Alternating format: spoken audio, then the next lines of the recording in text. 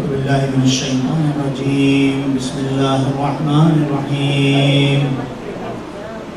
الحمد لله رب العالمين. الحمد لله الذي هدانا لهذا وما كنا لنهتدي لولا أن هدانا الله.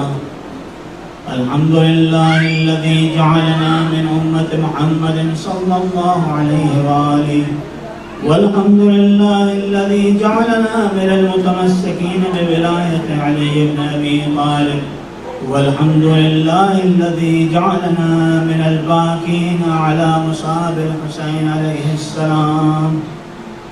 وصلى الله على محمد وعلى آله الطيبين الطاهرين، ولعنة الله على أعدائهم أجمعين. السلام عليك يا أبا عبد الله، وعلى الأرواح التي حلت بفنائك. عليكم مني جميعا سلام الله أبدا ما بقيت وبقي الليل والنهار، ولا جعله الله آخر العهد مني لزيارتكم. السلام على الحسين وعلى علي بن الحسين وعلى أولاد الحسين وعلى أصحاب الحسين. قال الله تعالى في كتابه المجيد: ومن المؤمنين رجال صدقوا ما عاهدوا الله عليه، فمنهم من قضى نحبه ومنهم من ينتظر وما بدلوا تبديلا. قال رسول الله تعالى صلى الله عليه وآله وسلم: إنا لقتل الحسين حرارة في قلوب المؤمنين لم تبرد أبدا. صلوات.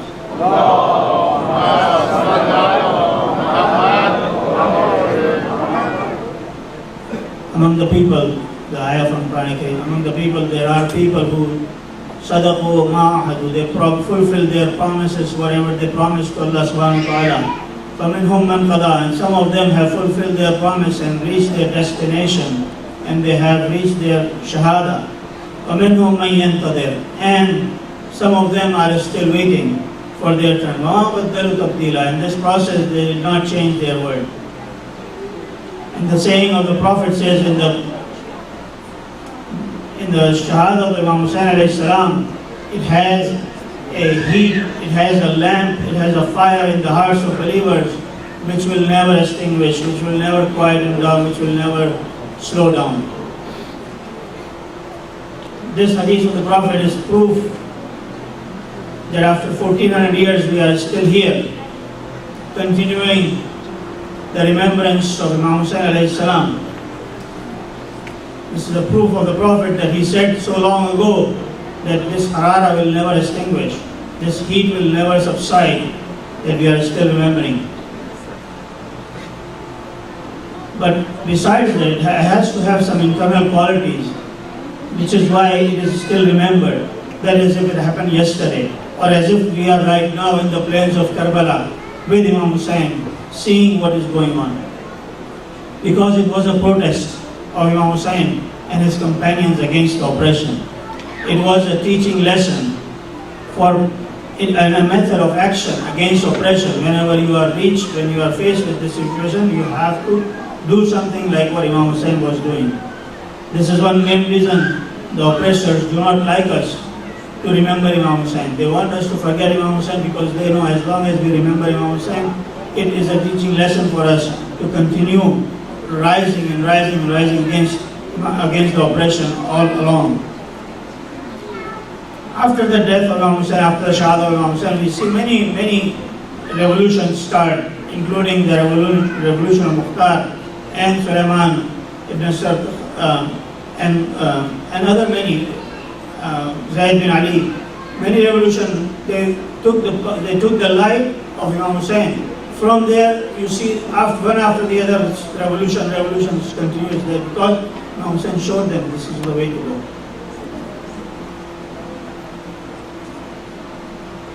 Main reason for Karbala is rooted in Taqifa.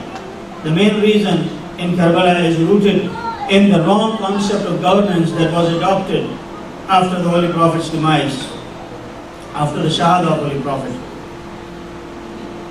Those people bear the responsibility, those who started that process. They bear the responsibility of Karbala, whose action led to the situation in which a person like Yazid is acceptable. A person as Yazid is acceptable because he has the courage to ask bay'ah from the people, including ask for pledge of allegiance from the people, including Imam Hussain alayhi salam, and calls himself Amirul Mu'mineen. Who is he? We all know the drunkard, rapist, ridiculing scholar, ridiculing the Prophet, ridiculing the Islam. He said that there was no Prophet and there was no book.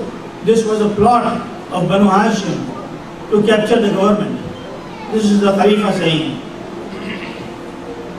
When such a person is Khalifa and demands that Imam Hussain do a pledge of allegiance to him, Imam Hussain rose against that and told the people, this is not acceptable. In this process, Imam Hussain left Medina to Makkah and stayed in Makkah till the 8th of Dhul Hijjah. And from there, he was traveling to Kufa based on the invitations from the Kufans, based on the letter that he received from his cousin, Muslim Aqil, that you should come to Kufa. Situation is good here. After Muslims sent the letter, situation changed terribly. But Imam Hussain was traveling to arrive in Kufa. In the way, the army of Hur blocked him from reaching Kufa and stopped him in Karbala. And that is where they put their tents, both Hur put his tents near the Euphrates River in Nahr Furat, and Imam Hussain was forced to put his tents away from the river. But both of them are camped in Karbala now. When the night of Ashura came, like last night, Imam Hussain gathered all his companions to reassure, to make sure that nobody has come in confusion in thinking that Imam Hussain is going to win government, become king or become Khalifa, and they will benefit. Some kind of material benefit will arrive to them. So Imam Hussain gathered them that tomorrow is the day of sacrifice. We will all be sacrificed tomorrow. They are after me. They want to capture me. They want to kill me. They are not after you. So you are free. I remove my pledge of allegiance that you did to me. I remove it from you. I free from you. I take it away from you. You are free to go. Nobody wants to leave. Imam Hussain says, let me turn the light off. Let me turn the lamp off. In the darkness now you can leave. Nobody will see who is leaving. Still people are still with him. They don't want to leave. They say in their heart, they say that yes, Ya Imam, you don't need us. We need you. What are we going to tell the Holy Prophet on the day of judgment? That how come you left my grandson in the middle of desert, along in front of these people who were ready to kill him any moment?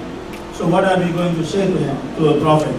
We will not leave you, Ya Imam. He also asked, Sallallahu Alaihi Wasallam,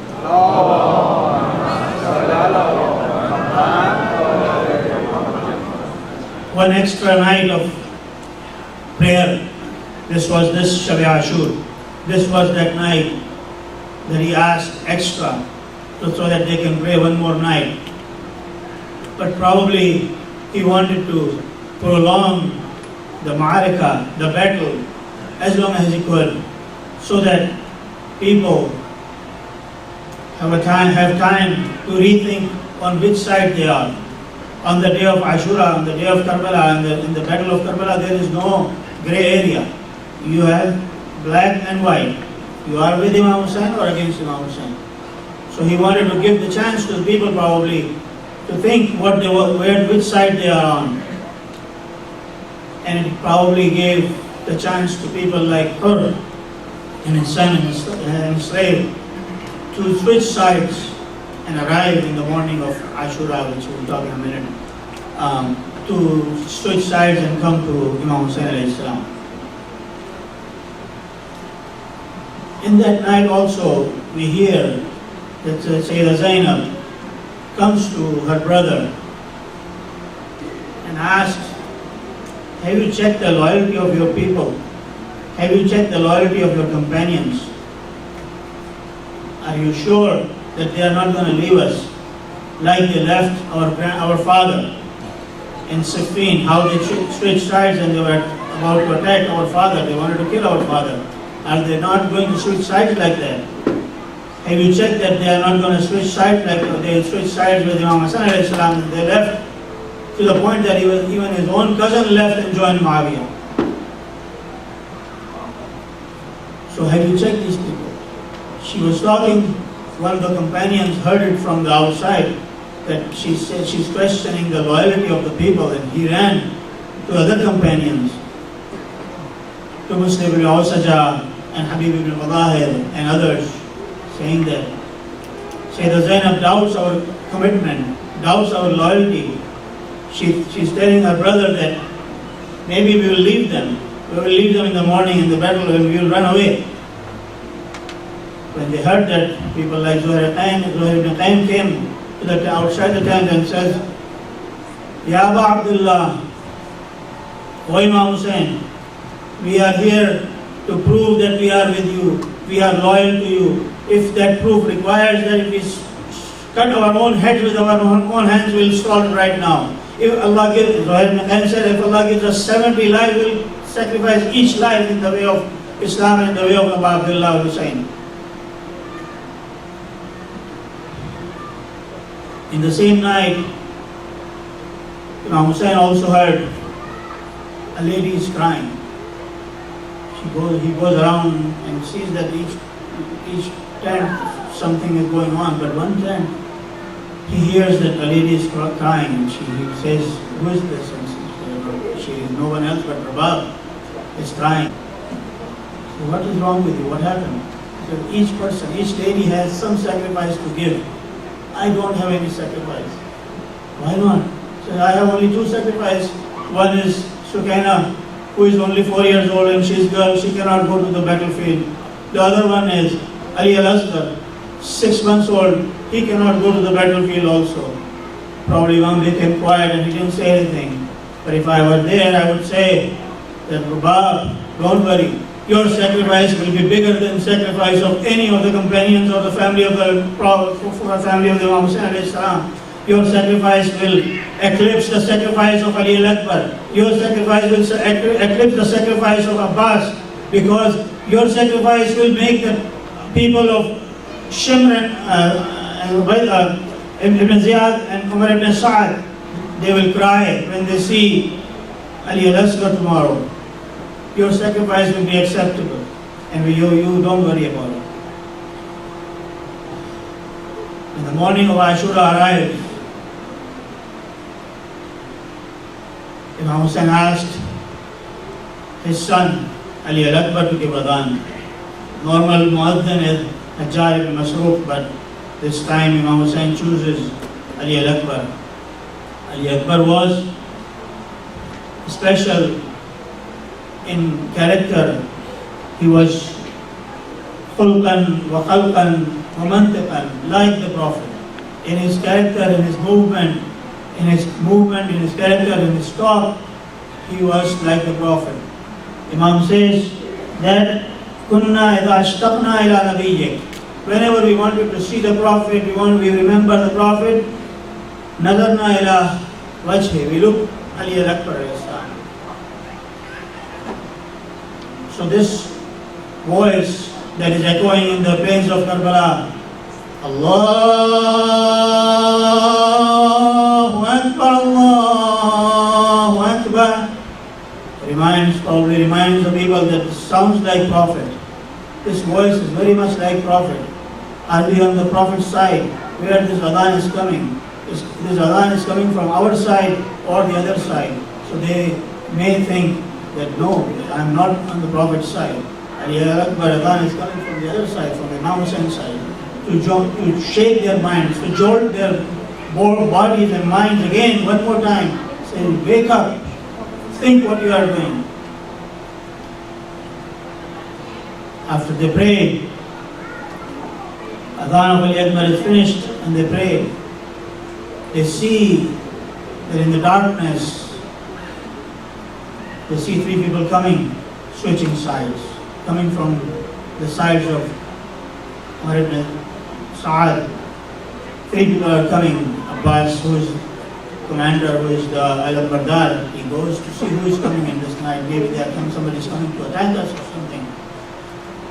He goes, but he sees that it's Hur, no one else, Hur, and his son and his slave are coming. Hur has tied his hands so that it shows that he is regretting what he has done. He says, I want to see Imam Hussain. Abbas brings him to Imam Hussain and he says, Ya Imam, I seek forgiveness from you and Allah subhanahu wa ta'ala. Can I be forgiven? I am the one who blocked you here. I am the one who prevent you from the river.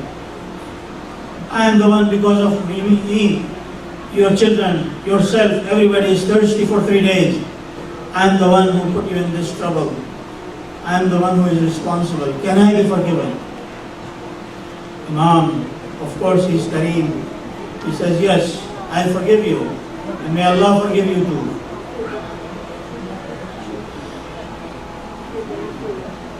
As soon as the light starts to show up, Umar ibn Sa'ad wants to start the battle.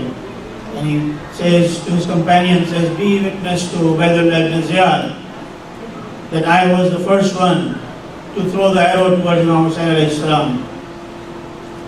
And he starts the battle with that throw, with that arrow. And lots of arrows come in that time. And many of the companions died from that first attack. After that, one by one, people started to go by fight. First of them, Hur himself says, I am the one responsible, let me go first. But before him, his son goes. And his son goes and fights, and when he falls down, Hur wants to go to his son's body, to his son's injured body. But Imam Hussain stops him, says, no, you don't go. A father does not go to the son like that. Let me go. Imam Hussain goes, and he doesn't allow Hur to go. I asked Imam Hussain, in few hours, you will be going to your own son Ali Akbar. How will you go? You say your father doesn't go to the grave, to the body of your son, but you stop Hur. After that, Hur himself sacrifices. Hur goes, and one after the other.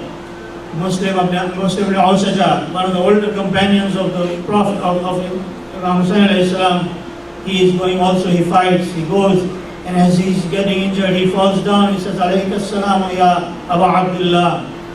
O Abu Abdullah, my salam to you, my last salam to you. Imam Hussain goes to him, rushes to him with Habib. Habib is the friend of Muslim, they both came from Kufa. Habib goes to him, and Imam Hussain arrived, but this is the last breaths that Muslim Nawsaja is taking. So Habib asked him, do you have any witness? Do you have any wasiyah? Do you have any will? Do you want me to take care of anything? Knowing Muslim knows that everybody has to die today. But he says, I don't have any will, I don't have any wasiyah. Just alayka bihadal gharib. Take care of this Imam Hussain. Don't leave him. This is my only wasiyah to you, that don't leave him. Support him till the last drop of your blood. In this time for Dhuhr is arriving, and one of the companions, Abu Thumama Saidawi, reminds to everybody, to Imam Hussain, that this is the time for Dhuhr has arrived. Imam says, yes, we have remembered the prayer in this battlefield. جَعَلَكَ اللَّهُ مِنَ الْمُصَلِّينَ. May Allah consider you among those who remember the prayers. Habib goes in front and says, stop the war, stop the battle, stop the attacks. We want to pray. We want to pray one more prayer behind Abu Abdullah al-Hussain. Hasan ibn Amir says from the other side, says, what prayer? Your prayer is not acceptable. Habib, when he hears this, he says, your prayer is acceptable and the grandson of the Prophet's prayer is not acceptable? Habib becomes very angry at this and says, Yeah, Imam, give me permission, I will go attack now. I want to attack these people now and I will pray my Zuhr with the Prophet sallallahu alaihi wasallam. I will go over there and I pray there. Give me permission. Imam gives him permission. Habib attacks them. Habib goes, but they attack him from each side and Habib falls down and becomes shaheed. At that time, other companions are getting ready for Zuhr prayer, but they don't want to stop the arrows and battle. Two of the companions offer themselves that we will protect you, Ya Imam, we will be in front of you. Zuhair and Saeed, they both offer, they say, we'll be protecting you in front of you, we stay, you pray behind us, any arrow, anything comes, we will block it with our own bodies and we will protect you. And then Imam prays the short prayers. As soon as prayer is finished, Saeed falls down. Saeed falls down because 13 arrows had hit him, but he did not move, he did not waver from the support. He did not move on the side, let me save myself. No, he stayed front and he took arrows on his own body until he falls down and Imam's prayer is complete. Then Zuhair also goes, Zuhair ibn Qayn goes to battle, and after this, all the companions have been sacrificed. One may ask that why the companion, Imam Hussain let the companions go first. Why did he sacrifice his own family members first? Two answers can be given. One answer is from our logic maybe that these companions are so loyal, they will say none of the Banu Hashim will go before us. We will not allow any Banu Hashim to be killed before we are alive. We are alive. We will not, any of them will go. Probably what they were thinking, or probably what Imam was thinking, that let them go, everybody has to die. Those who die first their thirst is cut, they will drink, they will sip, they will get the water from Saqi Kawthar. Imam Ali alayhi salam, in front of the pool of paradise, they will drink water and they will get their thirst quenched over there. We'll wait later and we will go later. So those two reasons probably were there. That's why the companions were sacrificing, they were becoming shaheed one after the other. When the time came for the companion, from the family member, Imam Hussain comes to Ali al-Akbar, says, Taqaddam waladi, oh my son, Ali Akbar, you go, you are the first one to go. Ali Akbar wants to go, but says, not like this. You have to take permission from your mother, from your aunt, Sayyidah Zainab, and other women, then you can go. He goes to the tent and seeks permission, but he goes and sees that Sayyidah Zainab is sitting down. He lies down next to Sayyidah Zainab. He knows that she will not give permission easily. So he asks, I have a question in this. Sayyidah Zainab says, in this time of battle, what kind of question do you have? Is my rank higher? Is your rank higher, or your mother Fatima Zahra's rank higher? She stands up and says, what kind of question is this? He says, of course she is my mother. She is the daughter of the Prophet. She is Fatima Zahra. She is Sayyidul Misa'il Alameen. Her rank is much higher than mine. So then sacrifice your son to save the son of Fatima Zahra. Sayyidina says, now I know what you are asking me. If you had asked me any other way, I would not have given you permission. But now you go ahead, you have my permission. So he goes, take the permission from everybody, her mother and Layla, and he's coming out. But the historian from the Muslim says that I was looking at many rukhsati, many farewell, but when I saw the farewell of Ali al-Akbar was unique. The tent, the cover of the tent, the parda of the tent, the curtain of the tent kept rising and falling many times. Ali Akbar wants to come, the curtain comes down, somebody pulls Ali Akbar back. Many times curtain goes, probably each lady, each say they wanted to see Ali Akbar one more time. Ali Akbar comes and gets on the horse. Imam Hussain helps him get on the horse, and Ali Akbar is moving towards the battlefield. As he is moving, he feels somebody is following him. He sees that his father is following him as his horse's speed is getting higher. Imam Hussain is speeding also, is speeding faster and faster, walking faster and faster. Ali Akbar stops and comes back to his father and says, "Oh father, you gave me the permission to go. Why are you following me like this?" He says, "I know I gave you permission.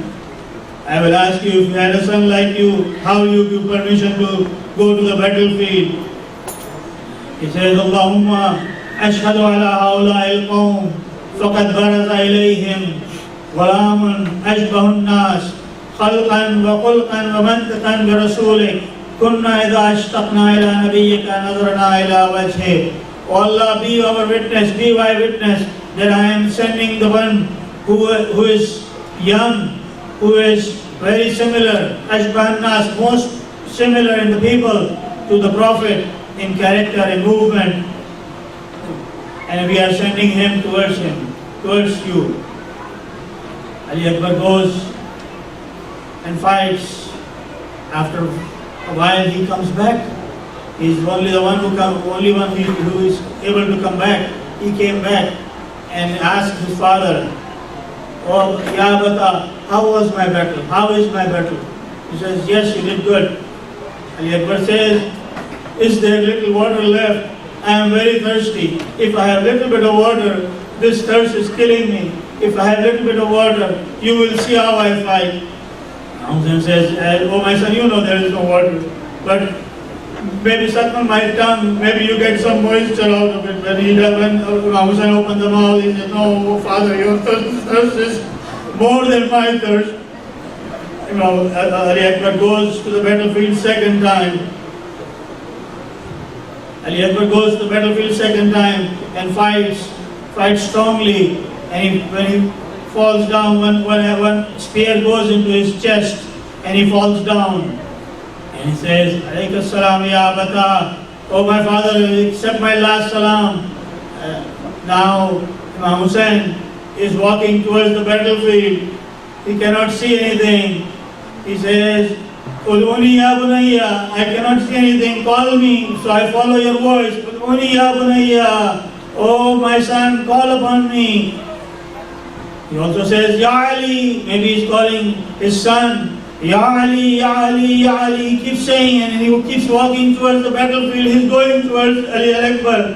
I don't know whether he was calling his own son or he was calling his father. Maybe he was calling Mushkil Kushai Kainat. Maybe he was calling Ali ibn Abi Talib. "Ya Ali, come and help me. This is a very difficult task for me to go to my own son like that." He arrives and he sees that his son is fallen down. He wants to pick up his son. He tries to put his hands under him and says, "Try to become," but he cannot become. He says, "Ali Akbar, you help me. Put your hand around my neck so I can help you." But Ali Akbar doesn't want to move his hand from his chest. He says, "Why you don't want to move your chest? I have a spear in my chest. I don't want to see you. I don't want you to see this one." He says, "What are you doing?" "I am Hussein. I am Hussein." He moves and he tries to move the spear out of his chest. But he's not. As soon as the chest is pulled out, Ali Akbar has said, "Inna lillahi wa inna ilayhi raji'un." Ali Akbar passes away and they bring him to his tent. All of them, one by one, are getting sacrificed. After him, Kazim goes. Kazim is young, 12-year-old. He goes and fights. He falls down. When he falls down, he says, "Ya Amma, my uncle, come and help me. Come and help me." As soon as Imam is going towards, Imam rushes very fast. And the riwayah says, very fast as Imam rushed was Kazim. And he went towards Kazim. But in this process, what happens? The horses go back and forth in worried sense. They go back and forth on top of Kazim while Kazim is alive. They trample Kazim. Trampling is common between two people. Imam Hussein's body was trampled and Kazim's body was trampled. But the difference was, Imam Hussein's body was trampled after his death. Kazim was trampled when he was still alive. His body was torn into pieces Imam Hussain collects the body in pieces, his pieces into his abba and brings him back. After all the family members have gone also, now only two persons are left, Imam Hussain and Hazrat Abbas. Abbas comes and says, "Oh Imam, give me permission." Imam says, "No, you are my Alam Bardar, you are my flag bearer, you are my commander, I am not going to give you permission." He goes, walks around and he sees Sukaina and he says, "Maybe I use Sukaina. Sukaina, do you want water?" He says, "Yeah, Ammu, yes, I need water. Oh my uncle, we are very thirsty. I need water. So come with me and ask your father to let me go get some water." Sukaina comes with Abbas, picks Sukaina and comes towards Imam Hussain. Imam Hussain knows what he is going to say.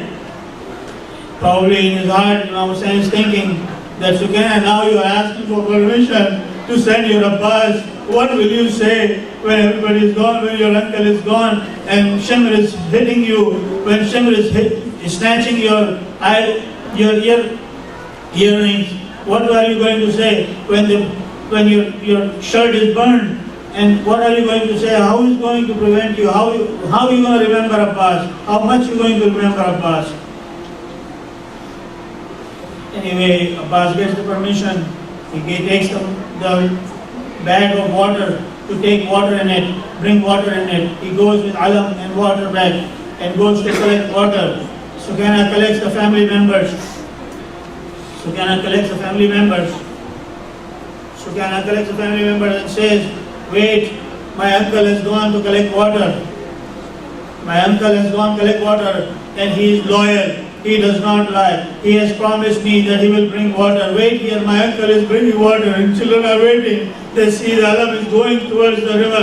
Alam is going towards the river. Alam sets a little bit and then he gets up. Abbas has filled up the water. But Abbas loyalty doesn't allow him to drink water before he drinks, before his master drinks, or Hussain drinks, or children drink. Abbas is at the water but he does not drink water. They attack Abbas and Abbas falls down. The children see that alam is coming towards the tent and they get excited. Their water is coming. But then they see the alam has fallen down. And then later on, at that when the alam falls down, they hear the voice of their father, Imam Hussain alayhi salam. "Al-an inkasara dhahri." At this moment, my back is broken. Imam Hussain goes towards Abbas, towards the river. He sees that Abbas has fallen down and he picks up Abbas and puts his head on his lap. Abbas asks Abbas, "Do you have anything that you want me to do?" He says, "I have two wishes. I want you to take care of two things." He says, "What?" "Just first clean my eyes so I can see you. You were the first one when I was born I saw. And you are the last one I want to see when I die." Why is Abbas asking Imam Hussain to clean his eyes? This Abbas is like, he never asked Hussain for anything. He was always serving Hussain. But this time, he is asking Hussain to clean his eyes because he does not have hands. They have cut his hand. He cannot clean his own eyes.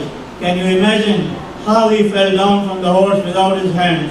Can you imagine when he fell down, how he came down from the horse without the hands? So I have one more wish. Do not take my body to the tent. You took everybody back to the tent. Do not take my body to the tent. So why? He says, I am Alam Bardar, I am commander, and I am shy to go to the tent, go to the camp without water. I promised them that I will bring water. I am shy to go without water to them. Do not take my body. That is why you see today, you see that Bainul Haramain, there is a distance between the grave of the Imam Hussain and the grave of Abbas, because Abbas was at that by the river.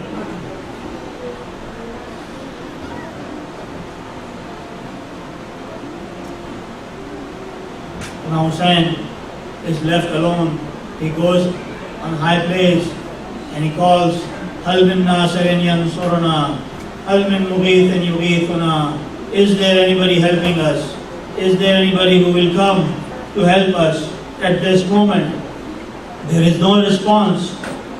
There is no response from the people, because he says, "Mali unajikum fala tujibun." What has happened to you, my companions? I am calling you and you are not responding. وَأَدْعُوكُمْ فَلَا تَسْمَعُونَ. I am calling you, you are not responding. Then Imam Hussain says, I know, you companions are so loyal to me. If one drop of blood was left, you will come to help me. I know you have passed away. But there is noise in the tents. Imam Hussain comes to the tent, what is this noise?